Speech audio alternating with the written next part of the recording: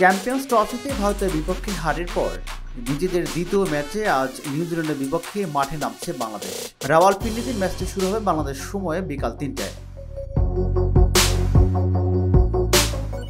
এই স্টেডিয়ামের সঙ্গে বাংলাদেশের স্মৃতির বয়সটা বেশ পুরনো। সেই ২০০৩ সালে এই মাঠে ওয়ানডে খেলেছিল টাইগাররা। সেই ম্যাচে জুটেছিল ৫ উইকেটের হার। ২০২০ সালের টেস্টে ছিল ইনিংস ব্যবধানে হারের লজ্জা। কিন্তু ২০২৪-এর আগস্টে পাকিস্তানের বিপক্ষে প্রথম টেস্ট এবং প্রথমবার সিরিজ জয়টাও হয়েছিল এই পিন্ডি ক্রিকেট স্টেডিয়ামে।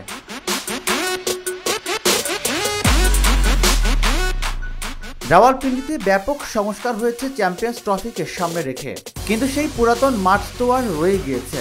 বাতাসে এখনও বাংলাদেশ দল হয়তো সেই জয়ের ঘ্রাণই পাবে। খুব তো বেশি দিন আগের কথা নয়।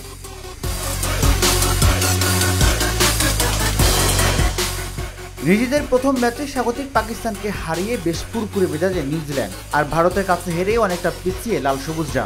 ঢাকা জার্নালকে দেয়া একান্ত সাক্ষাৎকারে সাবেক ক্রিকেটার জাভেদ ওমর বেলিম জানালেন, স্বাভাবিক খেলাটা খেলতে পারলে ভালো কিছুই হবে।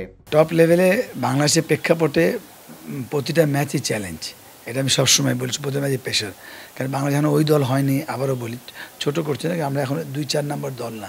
প্রতিটা ম্যাচই জিম্বাবুয়ের সাথে যেমন এফোর্ট দিয়ে জিততে হবে, সেম নিউজিল্যান্ডের সঙ্গে ওই এফোর্টটাই দিতে হবে। তো ওই একটা জায়গায় যেটা স্টার্টিংয়ে আমি বললাম যে আমাদেরকে এটা মাথায় রাখতে হবে কি আমরা এখনও এখান থেকে এই টুর্নামেন্ট থেকে পাওয়ার অনেক কিছু আছে। আমরা টপ ক্রিকেটার, ওরা নো ডাউট চ্যাম্পিয়ন ক্রিকেট খেলছে, কিন্তু আমাদের যে অ্যাবিলিটি আছে ওইভাবে আমরা খেলবো বেস্ট। রেজাল্ট আপনি পরে চিন্তা করবেন, রেজাল্টের প্রেশারে প্রতিটা আপনার যে অ্যাবিলিটি আছে আপনি অ্যাবিলিটি হিসেবে খেলতে পারছেন না। ৩৫ রানে ৫টা, ওই একটা জায়গায় এই ফর্মেটে আপনার সময় আছে, এত পাওয়ার ক্রিকেট খেলতে হয় না, এমন নয় থাকতে হবে ৩০০ বলের খেলা। তো ওইটা যে আপনি বল টু বল খেলেন, সিচুয়েশনে যে উইকেট কি ডিমান্ড করছে, তাহলে অবশ্যই এটা অনেক ভালো করা সম্ভব এগেনস্ট নিউজিল্যান্ড। ওকে নিয়ে আমার ওয়ারিড হয়, আমি কি করব, আমার সঙ্গে আমার যুদ্ধ। ভারতের বিপক্ষে সেঞ্চুরি করা তাওহিদ হৃদয়কে নিয়েও আশার বাণী শোনালেন এই সাবেক ক্রিকেটার। না, অফকোর্স ব্রিলিয়েন্ট ব্যাটিং, বিকজ ওই জায়গায় ৩৫ রানে ৫টা, ওই একটা আউটস্ট্যান্ডিং ব্যাটিং করেছে। আমি মনে করি এইটাই হওয়া উচিত। আমাদের হৃদয়ের মতো আরও ৮-১০ বছর যাবত কিছু প্লেয়ার খেলছেন, কিন্তু তারা কিন্তু একটাই প্রবলেম, তাদের ট্যালেন্ট, তাদের প্রুভেন, কিন্তু তারা দে আর নট কনসিস্টেন্ট।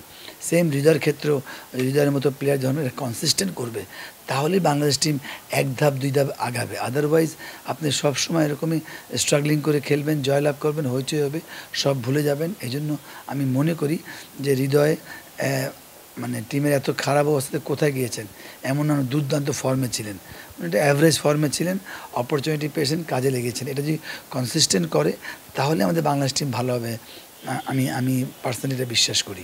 এই ম্যাচে পা হকরালেই চ্যাম্পিয়ন্স ট্রফি থেকে বাদ পড়তে হবে নাজমুল শান্তর দলকে।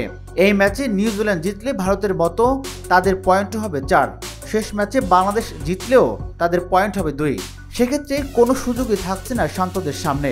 পাকিস্তানকেও তাই আজকের ম্যাচের জন্য তাকিয়ে থাকতে হচ্ছে বাংলাদেশের দিকে। টাইগাররা জয় পেলেই যে সেমিফাইনালের ক্ষীণেও আশা টিকে থাকবে তাদের।